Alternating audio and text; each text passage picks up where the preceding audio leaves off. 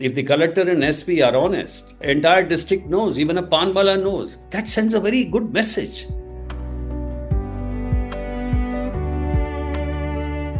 Every nation has visible institutions, and then there are visible guardians. The people who make difficult decisions before the public ever hears the story. The people who operate in the space between security and freedom, between scarcity and transparency, between politics and public interest. Today's guest has spent decades walking that fine line, from counter-terrorism operations to national intelligence, from protecting the nation to protecting citizens' right to know. Welcome to Believe in Future Amazing Mentor Global Leadership Series. I am your host, Gaurav Garg, and it's my privilege to welcome former Special Director of Intelligence Bureau, former Secretary Government of India, and former Central Information Commissioner, Mr. Yashovardhan Jha Azad. When you look back at your childhood, what experiences first shaped your understanding of duty and public service? My Nana was a district judge. I could see him laboriously poring over his drafts in the evening. That sense of discipline came to me early. He was my model. I would see Nana every day going in a rickshaw in the morning and coming back late. That is the kind of discipline instilled in you. He was very dedicated. He was a real professional. My Nana, I saw as a role model. My father was a politician. When I came to Delhi, I saw my dad working. I would see him how he would laboriously pore over his notes while walking outside in the lawns for his speech in the parliament the next day, and I would be walking many a times with him with those little slips. His sense of timing, his punctuality, his fictitiousness or precision. These are some things which in early years shape your mind and career, and you learn a lot from them. Purpose and discipline.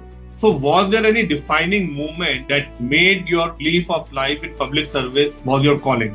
I won't say that public service was in my mind when I was in school. I used to play cricket. I was reasonably okay in studies. When you go to college, there are many things you learn. You do debating, you do dramatics, and then you're exposed to so many things. When I finished my MA and I was applying like everyone, that's the moment when I was getting one of the endorsements from one of my dad's friends. My mother asked, what is he doing? And he said that ye koi sabun tel ki company mein bechne ke liye apply kar raha hai. That kind of hurt me, and I switched immediately and I appeared for the UPSC, and that's how my public service began. By then I knew that the first 5-10 years you must give to the government. I've never looked back. I never regret it. And given a chance again, I would love to be in this service only. Growing up, did you imagine yourself serving in intelligence and national security? No, when I was a kid, I used to be very scared of cops. We were staying in James Kothi in Gaya. I saw a cop and I hid behind a pillar. I used to see my nan salute him. I told him I saw a cop and I was scared. He told me, no, you shouldn't get scared. They're there to help you. That's the first time I got to know that cops are meant to help you, not to beat you up. So I never had any idea that I'll be joining. And little did I know that one day I'll become a cop.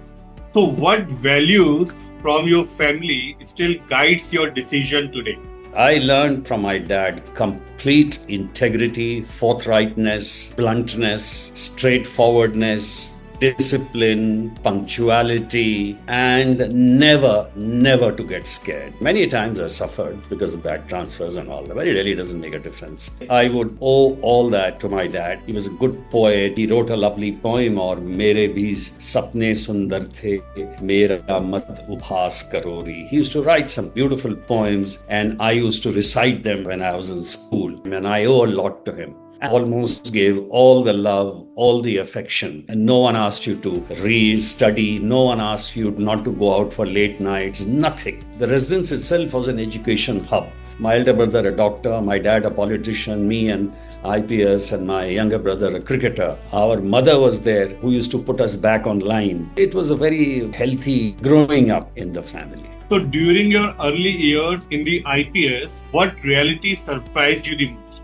If you haven't seen the rural part, then perhaps you don't know what India is all about. My dadi was dying and he says, why don't you come and spend a few days there? And I was the only brother who accompanied him. That's the time when I learned those paharas, the tables. So that's when I saw the rural India, the fights over the fields, and then how they used to be complaining. You'll never get an exposure like this. When I joined the service, an initial training was there in Jabalpur. Bargi police stations during during British days was a kind of a punishment posting. We saw so many snake bites going to the distant villages. See the people, how they live, how monsoons devastates them, how the intense scorching heat completely upsets their lives. That was a great training for me. I got to know the rural India, how the land issues are so important, how justice is delayed, how the various institutions of the government don't function, and how you can actually make a difference. If a dacoity used to happen, you almost felt that as if it's because of you that the dacoity had taken place. That kind of responsibility and sensitivity comes to you. That is good, because then you actually try and do something which is for the benefit of the people.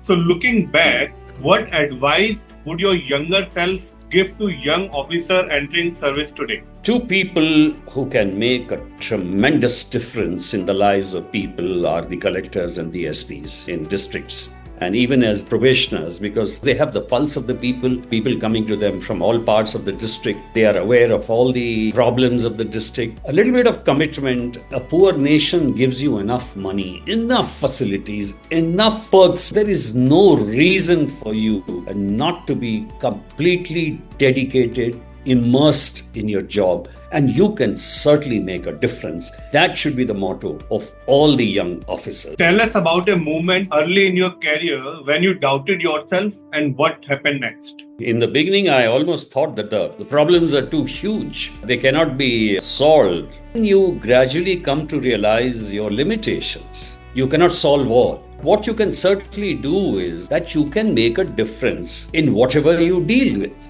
by your sheer personality, by your sheer method of working, by your application to the job, by the way you approach people. If the collector and SP are honest, entire district knows, even a Panwala knows. That sends a very good message. That people who are honest, people who have integrity, people who want to work, people who want to reach out to people, it gives a tremendous message, because more and more people reach you. A little bit of mediation solves it. A little bit of assurance solves it. Standing behind them in the hour of need helps you. You shouldn't say, "Hamara kaam nahi hai, jaiye yahan se." These are the ways you can actually make a difference, and I think that is extremely important. You alone cannot solve all the problems, but at least you can try. And if the message spreads, that's good enough.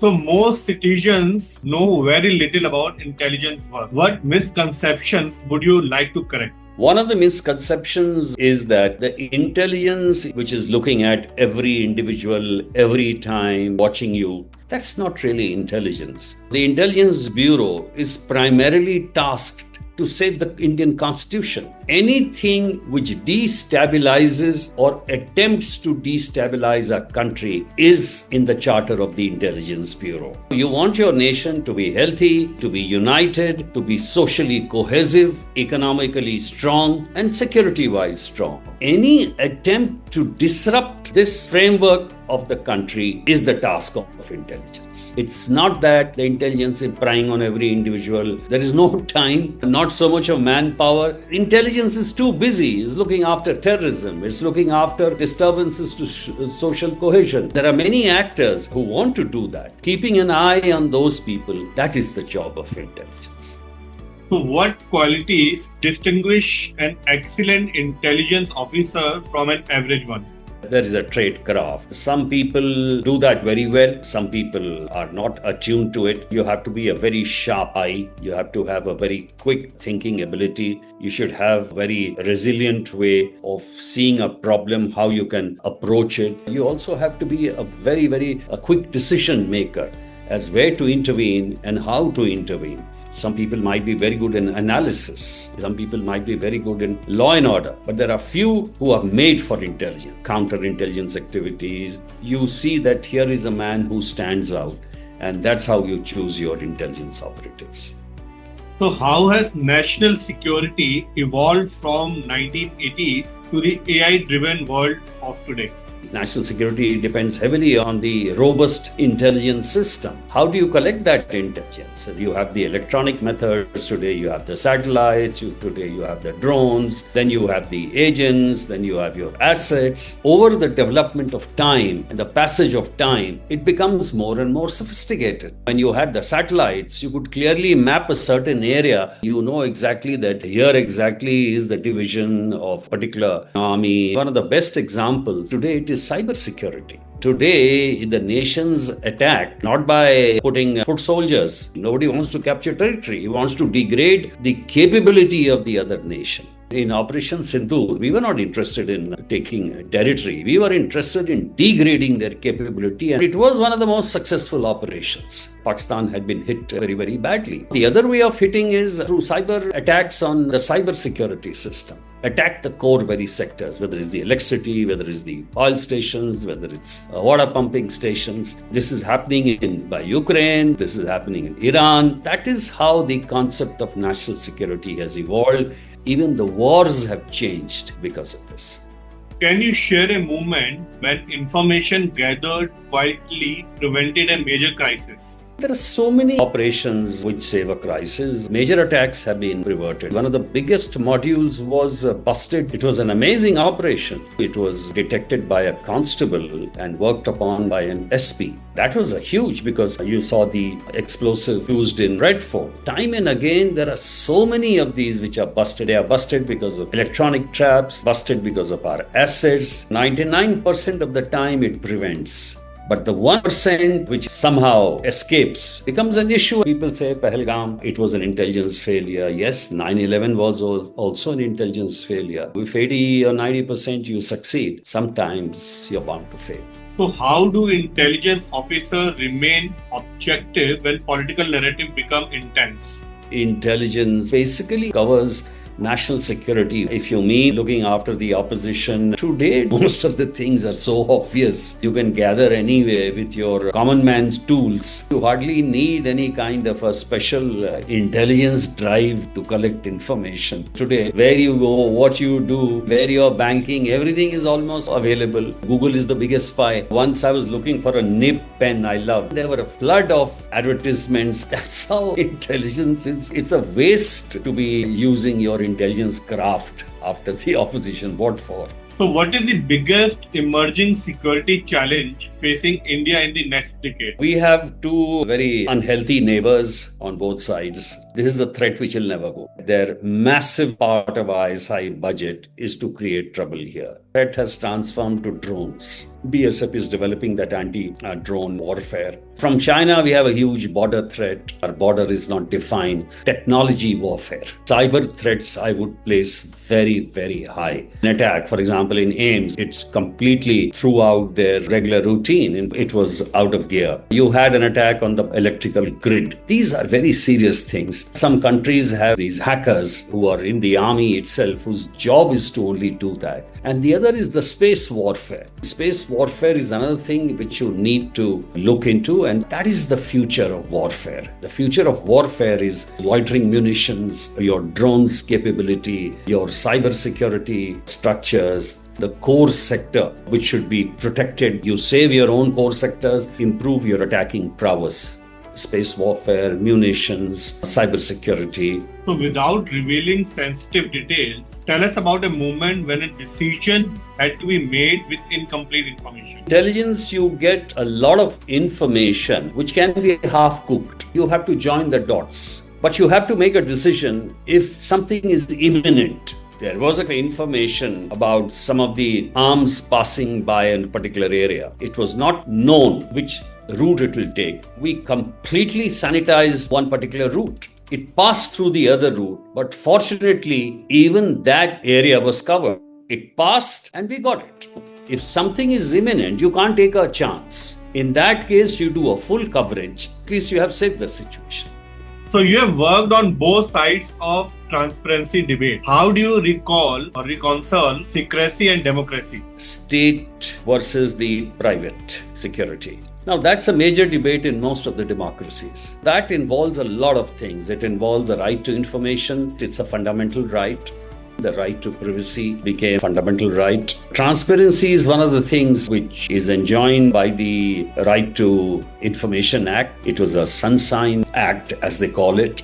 Anything which is of public interest should be known to people in a democracy. The state says that in matters of the state is supreme. Nobody minds that. Even the Puttaswamy judgment said the government intervention should be there when there is no other resort, and only there for the minimum time it is essential. The right to information, right to privacy made it diametrically opposite each other. The right to information under Section 8 said that if there is anything private, the information asked for from the government department need not be given. But if it satisfies a public cause, then it may be given. But the right to privacy says ignore that provision, and what is private need not be given.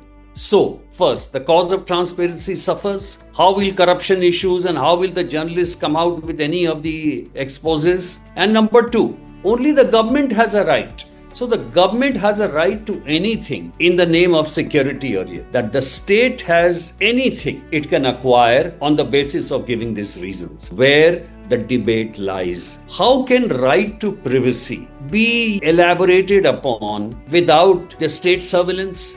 When you're talking about state security, of course the state interests are the highest. But for state to pry upon the individuals, there should be some guardrails. When you are revealing somebody, whether it's phone thing, I have always maintained that it's a wrong way of doing it. And the review is done by another senior officer. So this kind of a chat between the executive is wrong, and there should be some kind of a judicial oversight. Why doesn't the minister order the tapping? Tomorrow, when you try to justify and another party comes, then they hold you responsible. Either there should be a democratic responsibility or there should be a judicial guardrail. Otherwise, no executive is held responsible for anything. You can tap anyone and get away with it by just quoting the section and say, under this section we are doing it. That is the point between the state need versus individual privacy. So what did becoming Central Information Commissioner taught you about governance? I learned a lot about governance during my IPS days. I worked in 4 districts.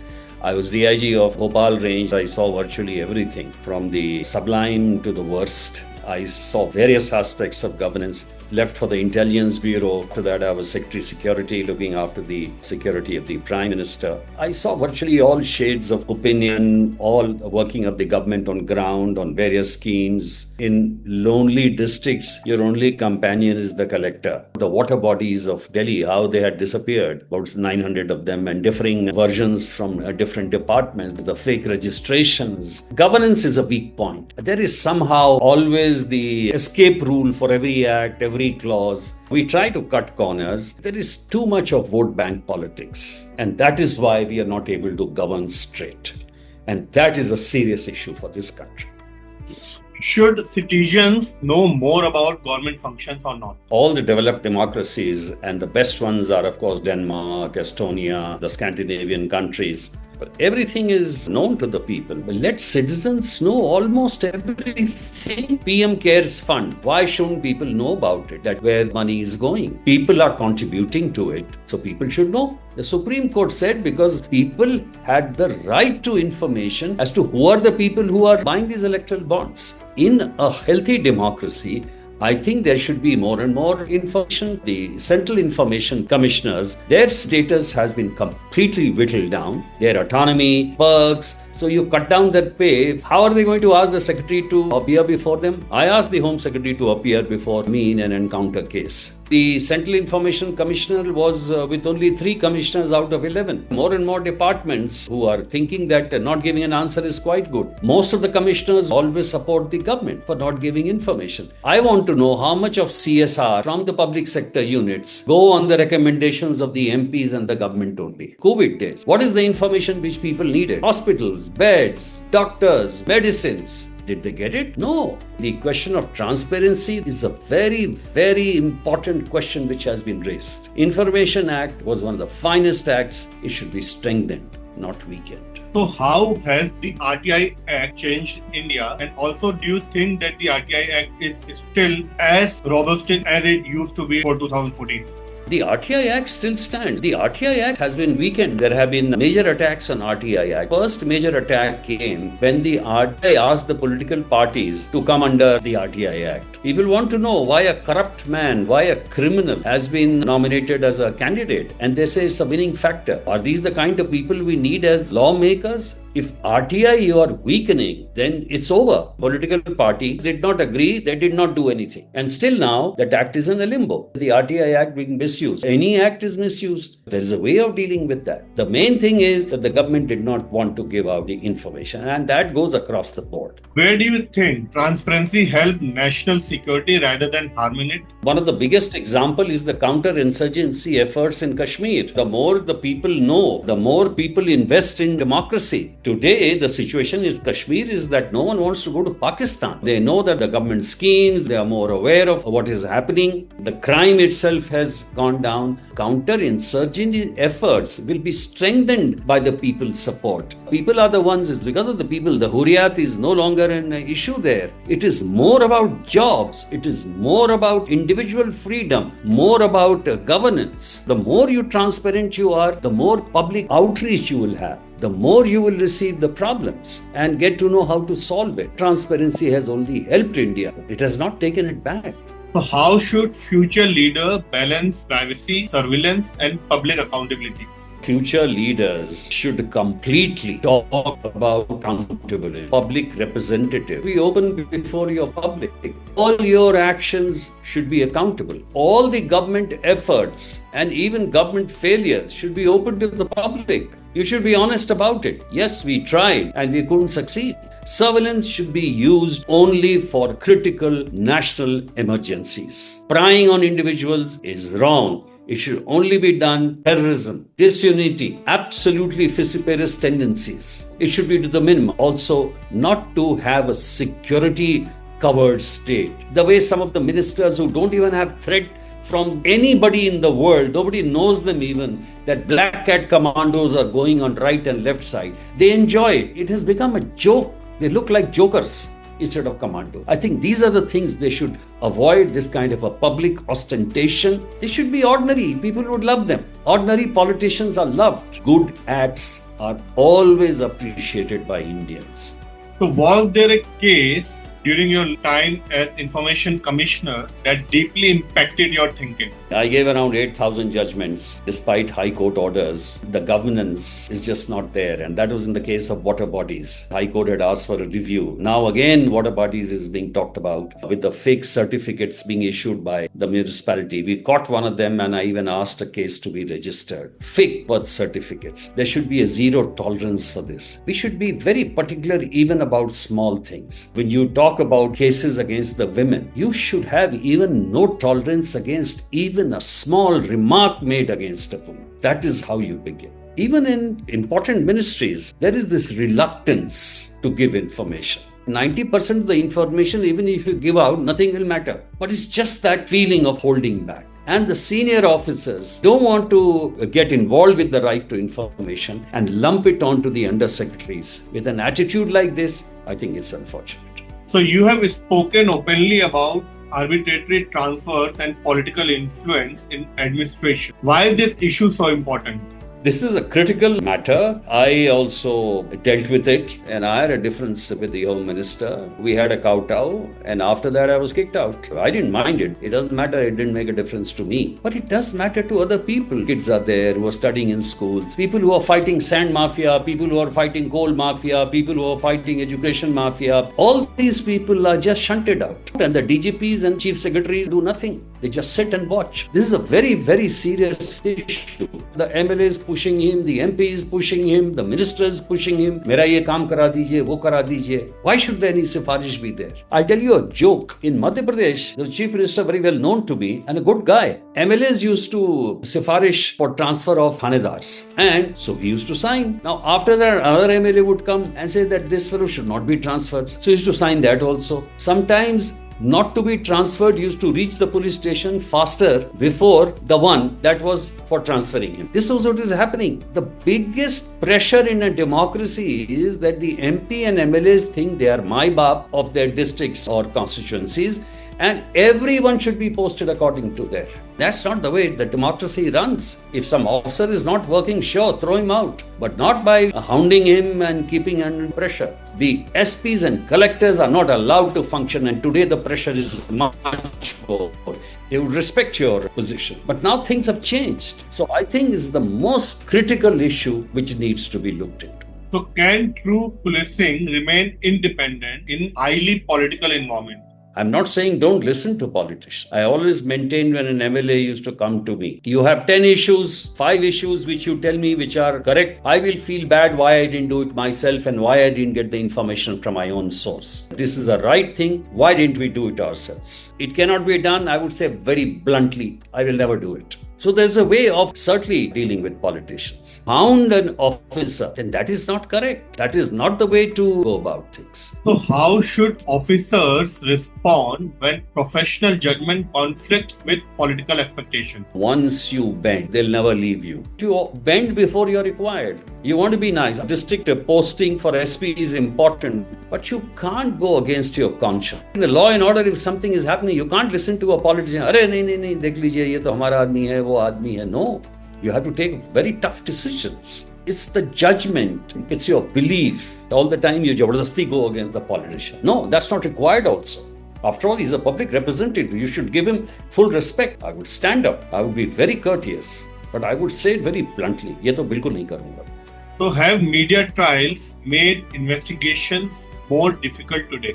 Very difficult. We should not give the judgment here. Twisha case, there was too much of media trial. Some anchors made it out as if they are the ones who are fighting for Twisha. The CBI has gone into it. Let's await the judgment. There was so much of needless attack. You'll see abroad when there is a terror attack. The Home Minister comes in Britain and says, we don't comment on police investigations. Here, almost everyone is an expert. Everyone gives ideas about terrorism. Every Muslim is not a terrorist.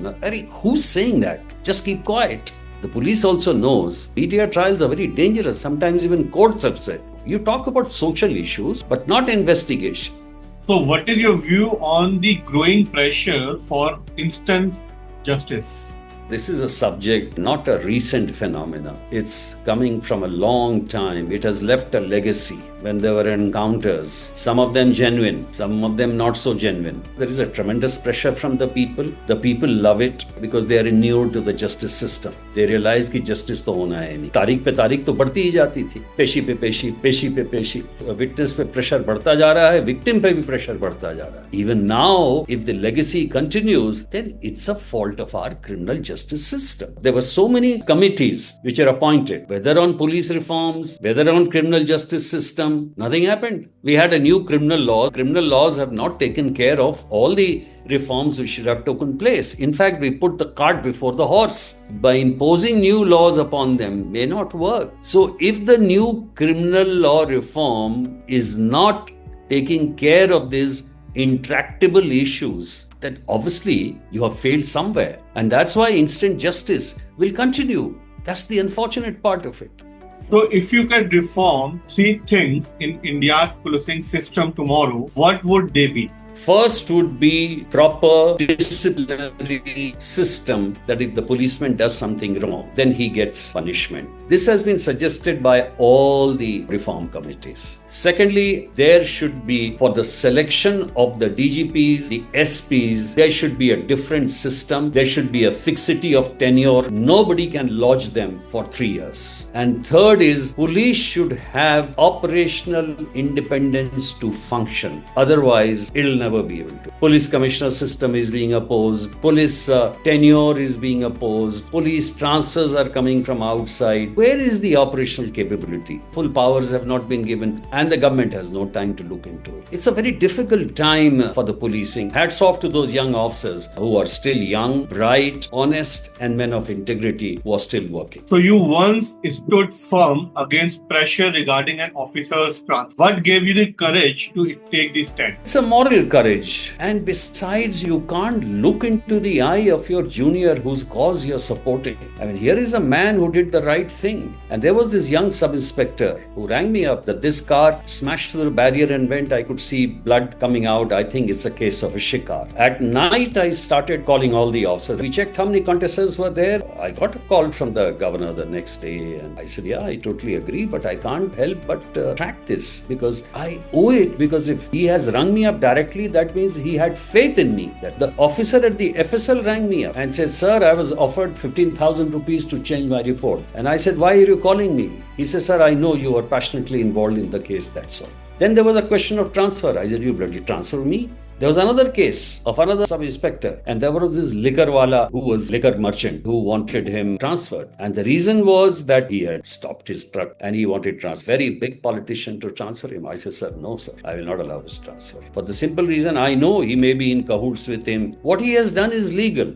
So you have to stand up. Who cares later now? Ultimately, you have to report to your conscience. So how should young professionals develop integrity in the world that often rewards shortcuts? Integrity comes from within. I don't believe in these leadership lectures. Where do you get integrity and personality and attitude from and the traits? You get it from your parents. You get it from the school. You get it from your neighbors. You get it from the relatives. Report to your conscience. See what your parents have taught you. It's easy to do shortcuts, but in the long run, you'll be affected. Every IPS, every IS, when he goes to the district, within 6 months, his reputation grows fast. Everyone knows, is he honest? Does he have a personality?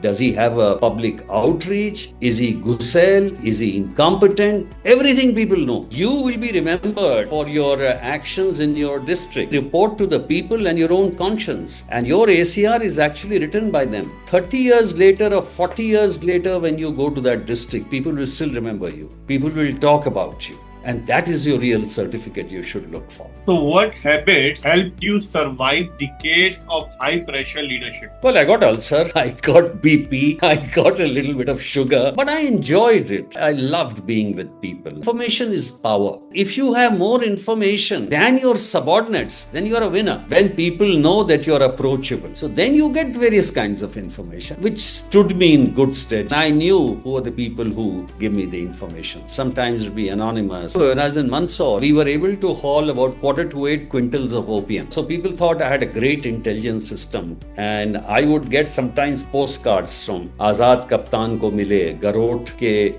ilake mein kareeb 12 baje ऊंट पे इतना kilo जा रहा है, तुम कप्तान पकड़ना, Parvati by. This was the kind of intelligence I had. And there were two gangs over there. One was Shafiq gang and one was Ram Narayan Pandit. One would give information about the other. We used to catch them. It was there. All you need is to be alert and catch.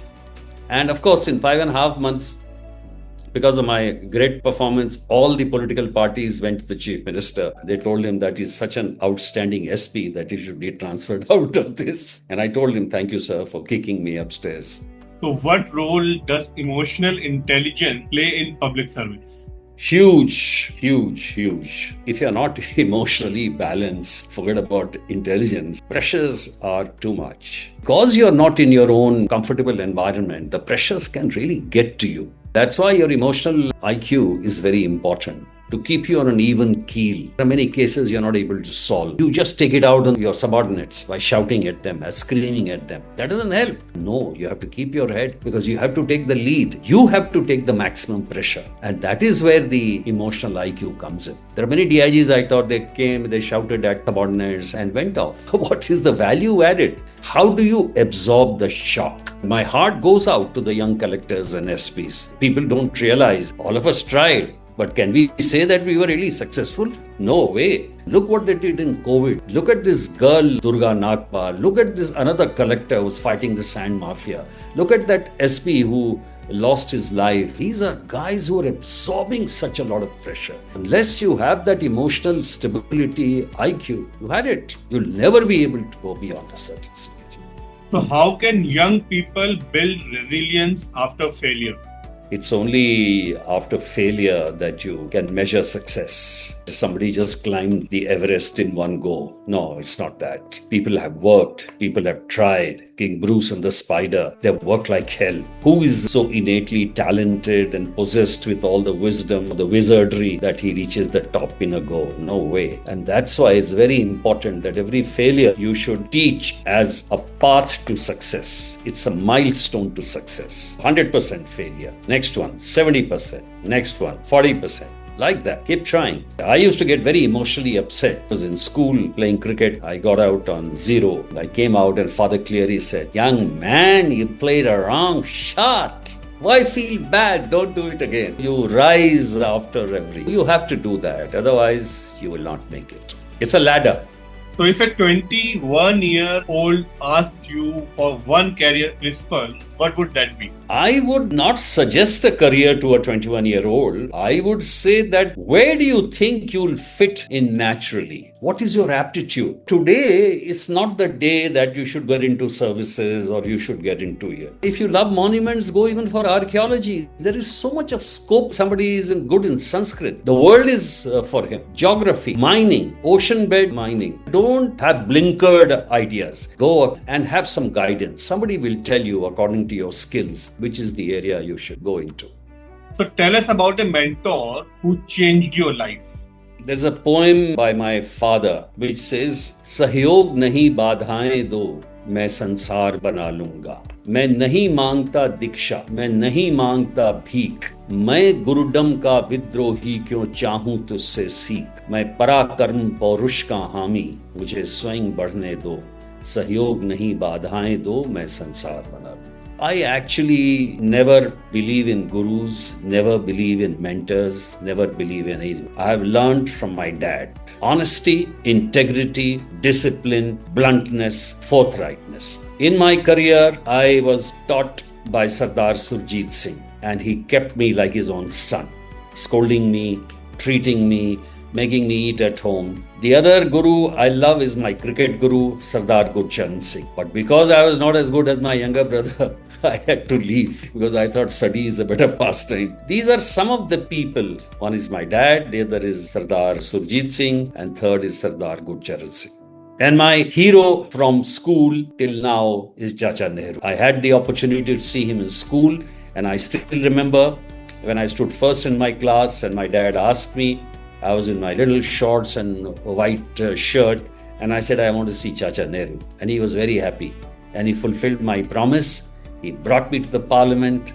I stood there on Central Hall. I saw him coming. He rushed towards me and he says, "You wanted to see me?" I said, "Yes, yes." "You like study?" I said, "Yes." I said, "I came first." "You like books?" I said, "Yes."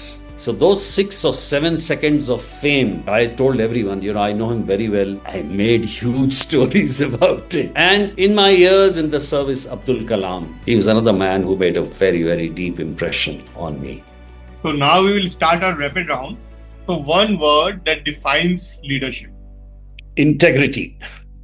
One quality every intelligence officer must possess. Quick thinking. A book everyone should read. Discovery of India. Most misunderstood things about bureaucracy. That is just perks and power. One habit you wish you had started earlier. Getting up early. Tea or coffee? Coffee. One place in India that everyone should visit. I would say Dwarka. Sri Krishna. One security myth people believe. That 100% security can be provided to anyone. One decision you are proudest of. Of giving it back to a minute and getting transferred. So if not IPS, what would you have become? Lawyer or MP. So tell us one funny incident from your career that still makes you smile. I was SP Sihor. I had my best friend Chaco as my collector. There was a place called Ashta Subdivision where there was some trouble brewing up. I went there, tried to mediate, didn't work out. And then at night I heard that fellow was murdered. They have taken the body to the main highway. Crowd is collecting, trucks are coming on both sides. So I think you have to come. I rang up the collector. I said, "Chaco, this is what has happened. I think we'll have to go." He says, "Okay."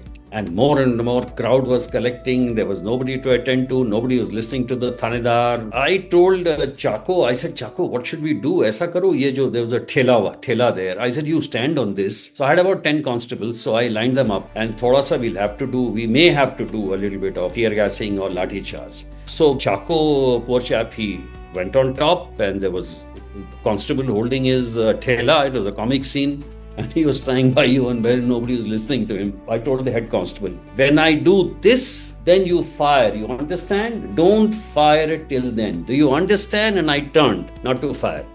So when he fired, I said, now they will be lynched. I put my face in my hand. So when I looked up, I saw the crowd running away. I caught Chaku by hand, pulled him back. We ran towards the lash on that trolley. Finally, we succeeded. And therefore, whole passage went. Later on, the DIG congratulated, IG congratulated. I told my DIG, I said, sir, I'm very sorry, but this happened out of sheer mistake.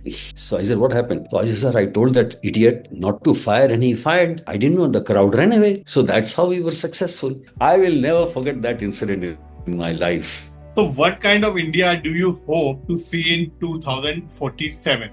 Pretty much the same. Kashmir would be the same. There is spectacular success. Adivasis come back to the fold. They are given freedom, employment, and the skills, and the businessmen don't take over. Peace is restored in Northeast. Manipur is a boiling area. I do hope social cohesion is better. I hope in technology front we go ahead. In semiconductors, chips, manufacturing sector flourishes. I hope police is more efficient, technologically enabled, criminal justice system improves, but it needs a lot of political will, which I'm unable to see right now. My India, I write sometimes, we are 80 years behind. We will certainly be there, but it'll take a long time.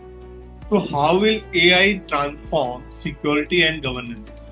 AI has tremendous capabilities. AI can detect, but it can also enable the criminals. Deepfakes, misinformation, in terms of photos, in terms of so many things. They can create hell for the security forces. Smart control rooms, facial recognition, CCTVs, they can do wonders. It's how you keep one step ahead. Quantum computers who are coming, they will beat the encryption. We have to look ahead. AI will completely revolutionize our systems. So what institutional reforms should become national priorities? First, national reform should comprise the criminal law, because there are 4.5 crores cases are pending in this country. There are also 4 crores revenue cases pending. Two of the things are very, very important. One is the criminal law justice system, and second is the rural lands of India. So a digital mapping of the land ownership, khasra, khatawni, this is critical. Third thing which we need is to get simple things in a very simple manner. A certificate from a collectorate. These things should be available without any issue. A license, a permit, a passport, that a common man can live independently of the government. That common man does not need to approach the government for anything. Government should then focus on education, health, roads, the infrastructure, and nothing else. No business for government to run hotels, run liquor shop, excise and things like that. India has enough enterprise and private initiative to do all that. So what gives you hope about India's future? We have an amazing set of people, the best of scientists, we have best of engineers, we have the best of doctors, policemen, army generals. For a few good men to unite, we have to create conditions in India that our talent does not go out. We have to do something in education. It's a crumbling sector. We have to do something in health. Healthcare is very, very fragile. We need to discipline ourselves. We are not a disciplined lot. We don't like discipline. We like chaos. My last question, what message would you like to leave for the next generation? India is a great civilization. Move out of the past and look at the future. And the future means technology. Future means commitment and professionalism, discipline, social cohesion, cutting aside irrelevant things. We need to move ahead. We need to innovate. invest in manufacturing. Mathematics is a critical subject which everyone needs in school. It should be taught. And by the time you get out of school, the most important, you should know either carpentry, photography, plumbing, electrical work, painting, something which you are useful for. Driving, typing, simple, useless education will not reach you anywhere. And that's why the future India is for people who can make it, who are real die-hard professionals. Today, we need to move ahead. Thank you, Mr. Yashovardhan Jha Azad, for sharing your journey, your wisdom, and your truth. Your life reminds us that leadership is not about authority, it is about responsibility, not about power, but about purpose, and not about controlling the future, but helping shape it with integrity. With this Living Future, Amazing Mentor Global Leadership Series, I am Gaurav Garg. Until next time, stay curious, stay kind, and always live in the future.